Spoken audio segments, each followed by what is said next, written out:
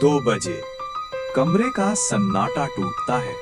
एक हल्की लगातार दस्तक से निखिल जाग जाता है और सोचता है, इतनी रात को कौन होगा। और फिर बाहर से कोई उसका नाम पुकारता है। आवाज जानी पहचानी थी और एक पल के लिए उसे राहत मिलती है। लेकिन फिर उसे एक खौफनाक बात याद आती है, उसकी माँ तो घर पर है ही नहीं। मतलब साफ है, बाहर जो भी है वो सिर्फ दिखावा कर रहा है। वो जैसे ही पीछे हटता है, दरवाजे के नीचे की दरार से एक परछाई दिखती है। और यहाँ कहानी का सबसे अजीब हिस्सा आता है। उस परछाई के पैर उल्टे थे। ठीक उसी वक्त उसका फोन बजता है। ये मैसेज उसकी असली माँ का था। और अचानक वो हल्की दस्तक जोरदार धमक में बदल जाती है। बाहर से आ रही आवाज अब एक डरावनी चीख बन चुकी है, जो अंदर आने की जिद कर रही है। इस जोरदार हमले से दरवाजे का पूरा फ्रेम कांपने लगता है। और फिर जितनी तेजी से सब शुरू हुआ था, उतनी ही तेजी से खामोशी चाह जाती है। निखिल को लगता है कि खतरा टल गया और वो एक फैसला लेता है। वो देखता है कि गलियारा एकदम खाली है। उसे एक झूठी राहत महसूस होती है। लेकिन कहानी यहाँ खत्म नहीं होती।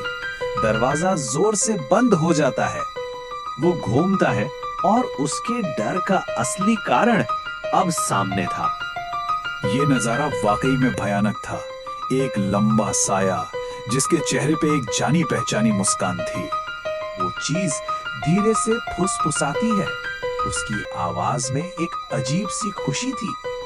अगले दिन निखिल के घर पर कुछ बहुत अजीब महसूस होता है। निखिल गायब था और किसी भी तरह की जबरदस्ती का कोई निशान नहीं था। बस दीवार पर एक आखिरी डरावना पैगाम लिखा हुआ था, जो हमें एक आखिरी कहानी शुरू होती है आधी रात को, एक अजीब सी बेचैनी के साथ जो नींद तोड़ देती है। घड़ी में बज रहे थे रात के 2:17 और गहरी खामोशी में आरव की आंखें खुल गईं। एक अजीब सी ठंडक महसूस हुई और उसे पक्का याद था, दरवाजा तो उसने बंद किया था। मन में बढ़ते डर को वो नजरअंदाज करने की कोशिश कर रहा था। और तभी उसका दिल जोर से धड़का।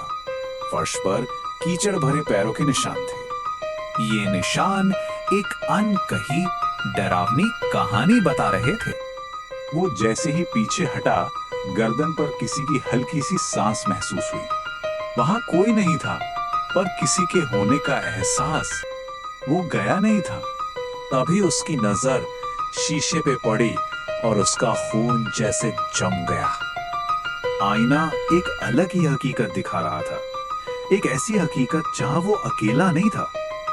एक धीमी खुरदुरी आवाज कमरे से नहीं, आईने के अंदर से आई। कमरा घुप अंधेरे में डूब गया। बस आईने में वो साया मुस्कुरा रहा था। डर के मारे उसका शरीर जम गया और उसने नीचे देखा। कीचड़ से सना एक हाथ। वही आवाज अब सीधे उसके कान में फुसफुसाई। आरव का कोई नामो निशान नहीं था। वो बस गायब हो चुका था। उसकी खामोश चीखें अब आईने के बाहर कभी नहीं आ सकती थी। पर कहानी यहां खत्म नहीं होती, क्योंकि आईना अभी भी भूखा था। उसे भी वही खामोशी और खुला दरवाजा दिखता है, ठीक आरव की तरह। वो आईने में देखती है और उसके अक्स के पीछे 2 साए नजर आते हैं। वही बर्फीला हाथ अब उसके कंधे पर है और ये डरावना सिलसिला फिर शुरू हो जाता है।